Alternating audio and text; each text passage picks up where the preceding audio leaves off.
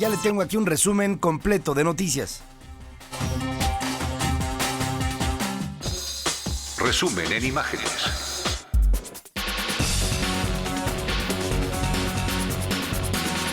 Reforma laboral habemos por 99 votos a favor del PRI, PAN, Partido Verde y Nueva Alianza, 28 en contra de los partidos de la izquierda. El Senado aprueba en lo general y en lo particular los artículos avalados por ambas cámaras del Congreso y se envió al Ejecutivo para su publicación y promulgación ulterior. Según hace el anuncio el presidente de la mesa directiva, el plurinominal senador panista Ernesto Cordero. Las cámaras del Congreso General acuerdan remitir al Poder Ejecutivo Federal el texto de los artículos que han alcanzado la aprobación bicameral para que con ellos se expida el decreto que reforma, adiciona y deroga diversas disposiciones de la Ley Federal del Trabajo. Remita hacia el Ejecutivo Federal el decreto de reformas a la Ley Federal del Trabajo con los artículos que recibieron la aprobación de las dos cámaras en el Congreso de la Unión. A pesar del voto a favor para restituir los artículos 388 bis y 390 que eliminó la Cámara de Diputados, referentes a las condiciones para que un sindicato celebre un contrato colectivo ratificado por sus trabajadores, estos quedaron fuera de la reforma al ser regresados por ley a la Cámara de Diputados, donde seguramente van a dormir el sueño de los justos. No obstante, el nuevo marco jurídico que regula la relación obrero-patronal establece el pago por hora, nuevas modalidades de contratación, periodos a prueba,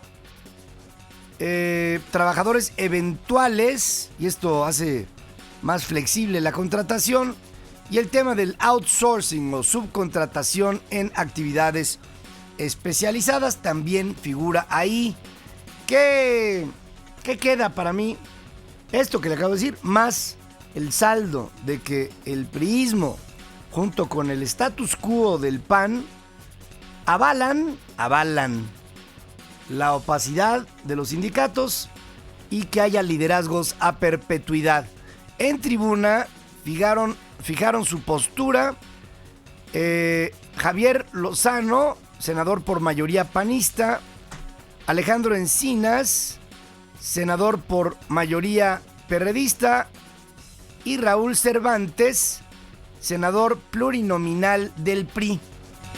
Los temas de rendición de cuentas, transparencia y democracia sindical son muchísimo mejor de lo que hoy nos presenta la legislación vigente y aquello que nos fue enviado por primera vez por la Cámara de Origen. El Grupo Parlamentario de Acción Nacional también celebra el contenido económico de la reforma laboral, porque realmente está orientado hacia la competitividad, la productividad y el trabajo decente.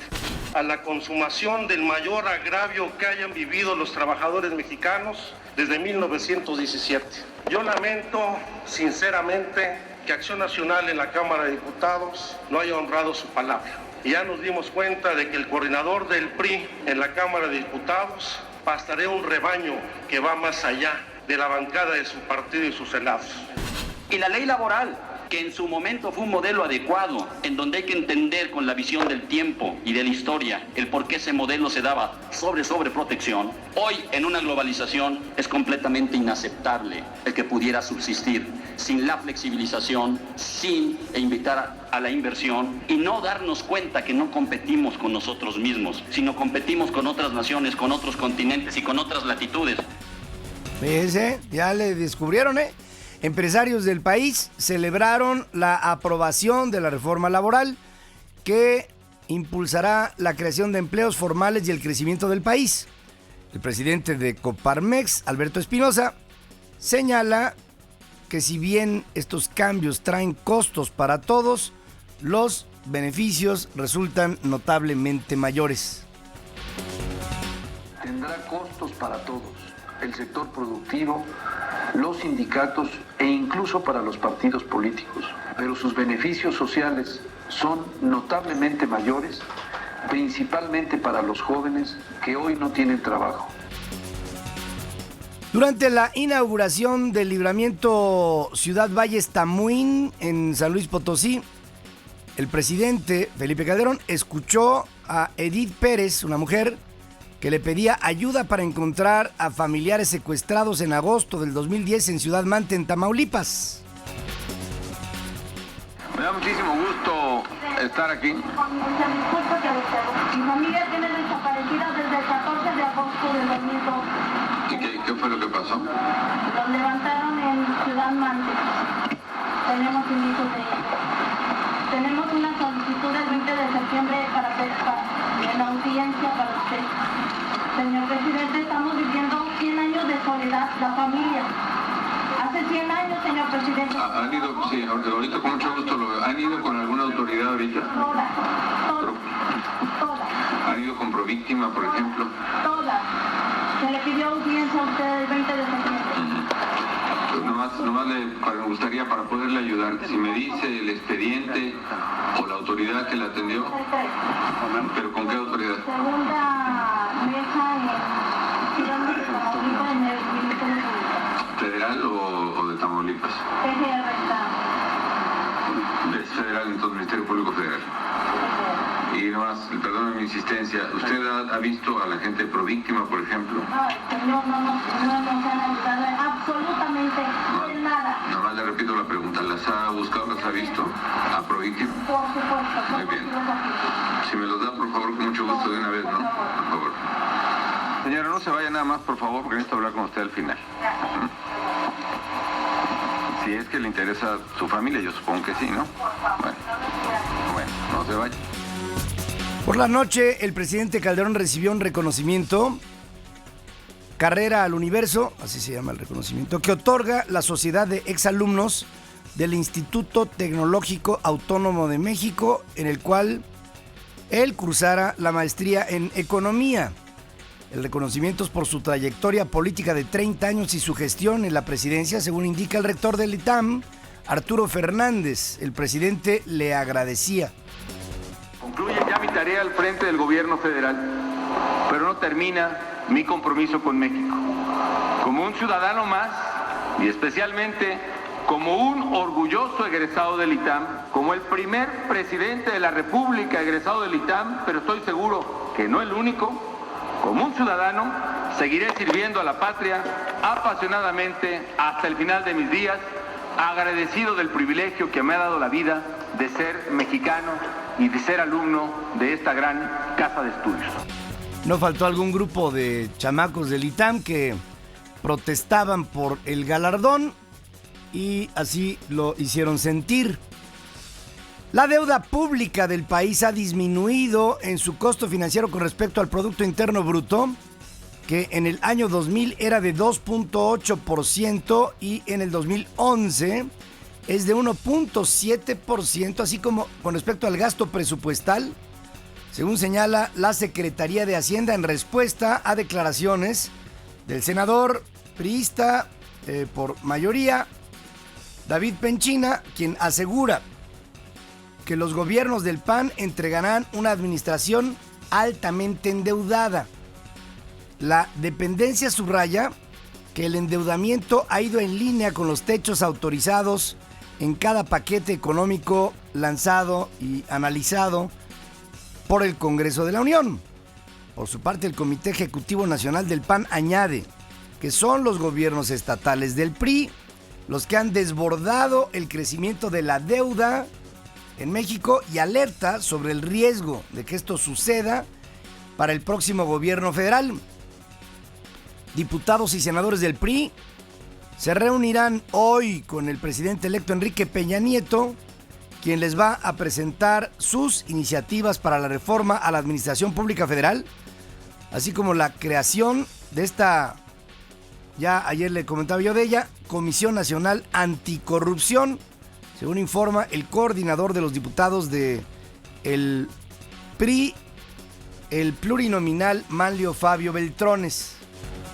Nosotros estamos pendientes de la elaboración de una iniciativa de reformas a la Ley Orgánica de la Administración Pública Federal que permita reordenar el gobierno para poder fijar mejores objetivos y exigir mayores resultados. Y en el tema de su contenido y la reestructuración, esperamos que cada una de las instancias tenga enorme fortaleza, como es el caso de la Secretaría de Gobernación, sobre todo en la implementación de estrategias y políticas públicas en materia de seguridad pública que den mejores resultados que hasta ahora. A contrapelo de lo expresado por su coordinador parlamentario, Miguel Barbosa, plurinominal, perredista, dice que de acudir y mantener una actitud institucional en la ceremonia de toma de protesta de Peña Nieto, así lo hará el PRD. La senadora perredista plurinominal Dolores Padierna asegura que el grupo parlamentario perredista aún no define su postura y anticipa que no va a ser para Peña Nieto un día de campo. Al inicio de la asamblea plenaria de la Conferencia del Episcopado Mexicano, los obispos del país confían en mantener una relación de respeto y de colaboración con el futuro presidente, tal y como la tuvieron durante su gestión como gobernador del Estado de México, según expresa el obispo de Valle de Chalco, Víctor René Rodríguez. Ha habido siempre una relación cercana, de mutuo respeto, de colaboración, y tenemos la confianza de que así seguiremos, con una relación institucional de mutuo respeto y de colaboración para el bien del pueblo de México y de cada uno de los ciudadanos.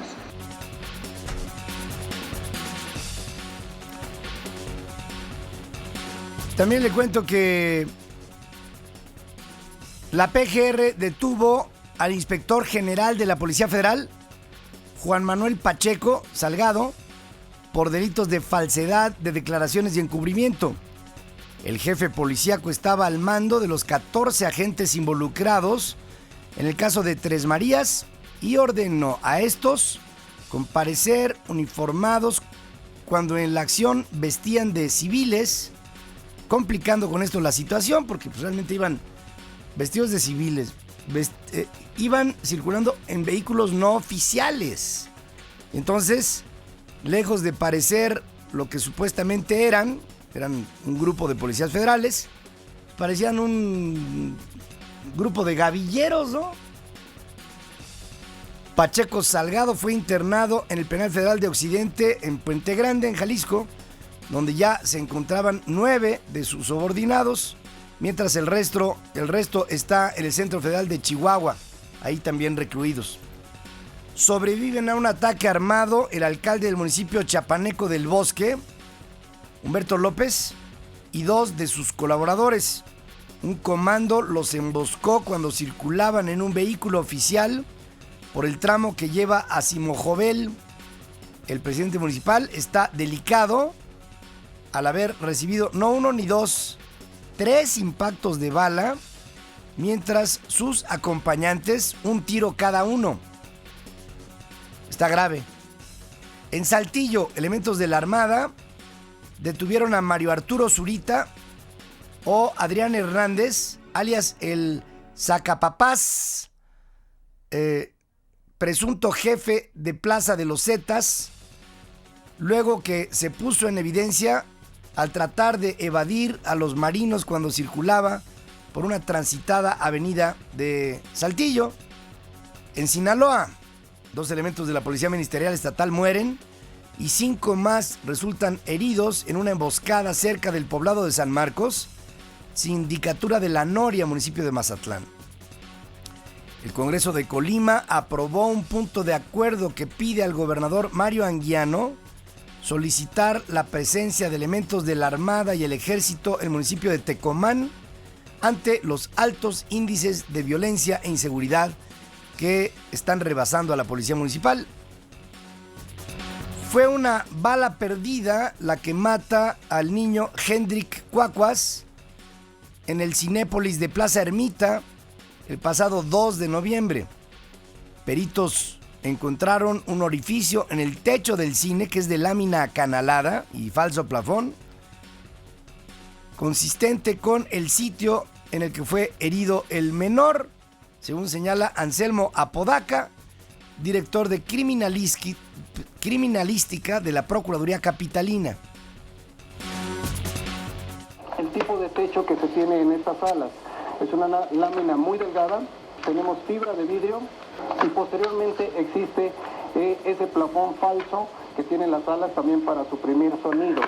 El orificio localizado en la lámina y por sus características podemos trazar una trayectoria que viene de sur-oriente a norponiente en relación a la plaza comercial. Eso es muy importante porque de esta manera nosotros podemos trazar desde dónde pudiera venir ese disparo de esa arma de fuego, que es un disparo a larga distancia, no presenta las características de un disparo de cercanía, no presenta unas características de un disparo que sea de frente, por lo tanto se descarta completamente que sea el disparo desde adentro de la sala de exhibición.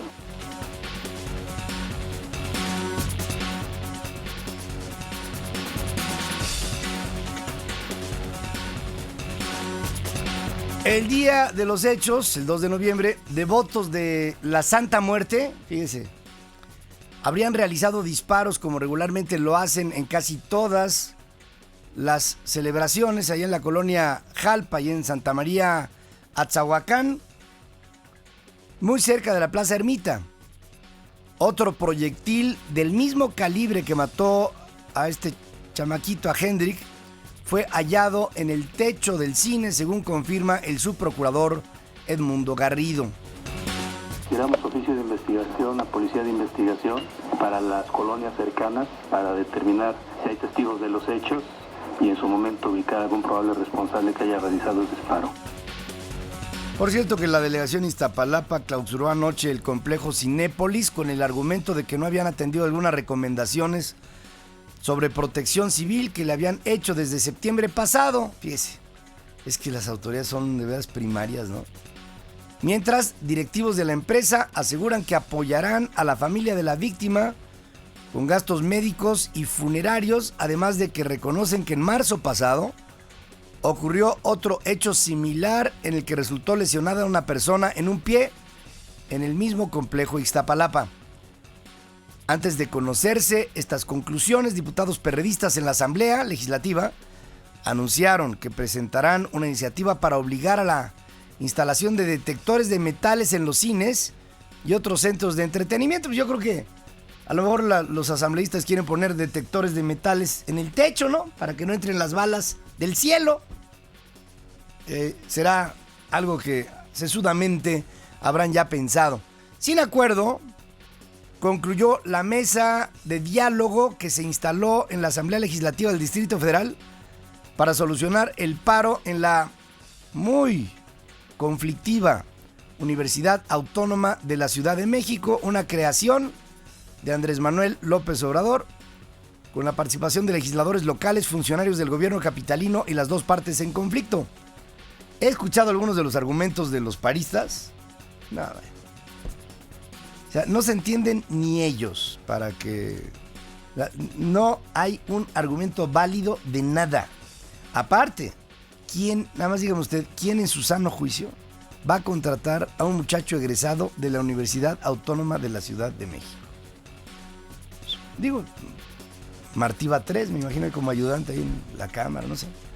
Un conato de bronca con empujones e insultos se dio entre los simpatizantes de la rectora Esther Orozco y un grupo de paristas, situación que fue controlada por elementos de seguridad pública que resguardaban el lugar. En el mundo, este año morirán más de 3 millones de diabéticos en todo el planeta a consecuencia del envejecimiento de la población y estilos de vida no saludables. Según alerta la Organización Mundial de la Salud, el número de muertes podría llegar a 4.800.000 para el 2030, un aumento del 60% con respecto a las cifras actuales. En el marco del Día Mundial de la Diabetes, que se conmemora hoy, la organización señala que este padecimiento es una de las enfermedades no transmisibles más comunes que afecta actualmente a unos 350 millones de personas en el mundo. El 80% de ellas que padecen la enfermedad viven en países en desarrollo, en donde no pueden ser diagnosticadas a tiempo, arriesgándose a sufrir un infarto, un derrame cerebral, la gangrena de una pierna, glaucoma en los ojos, fallos renales, deterioro del cuerpo. Son las típicas enfermedades crónico-degenerativas de las que tanto usted conoce el término, lo ha escuchado. Bueno, la diabetes como tal es la más lacerante de todas.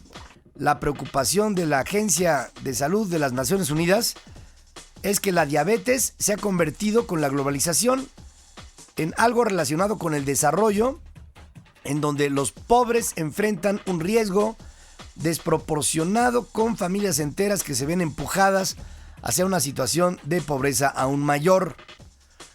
La Suprema Corte de Justicia de los Estados Unidos se niega a revisar el caso del mexicano Edgar Tamayo, sentenciado a muerte en Texas, pese a que es uno de los 51 reos condenados a la pena capital en ese país, amparados por un fallo de la Corte Internacional de Justicia, que ordenó revisar todos los casos debido a que durante sus detenciones y juicios fueron violados sus derechos como extranjeros, tutelados estos por la Convención de Viena.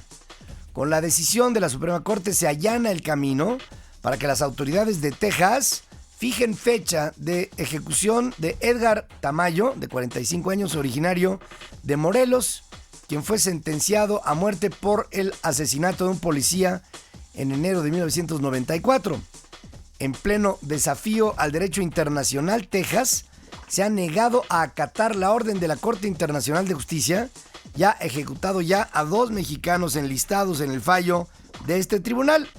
José Ernesto Medellín, mayo del 2008, no sé si lo recuerda, y Humberto Leal, en julio del año pasado. Europa vive este miércoles una nueva jornada de protestas contra el creciente desempleo y medidas de austeridad que, según los sindicatos, han causado miseria y agravado la crisis económica en la región. Millones de trabajadores de una veintena de países, España, Grecia, Portugal, Italia, Bélgica, Alemania, Francia, Reino Unido, algunos otros del lado este del continente, se sumaron a los paros laborales y manifestaciones dentro de lo que se conoce como el Día Europeo de Acción y Solidaridad. Crisis social en Europa es la marca. La jornada de huelga general en España se desarrolló en las primeras horas con un seguimiento masivo, según los sindicatos, y una incidencia desigual en la valoración del gobierno, con algunos incidentes también en donde fueron detenidas 57 personas.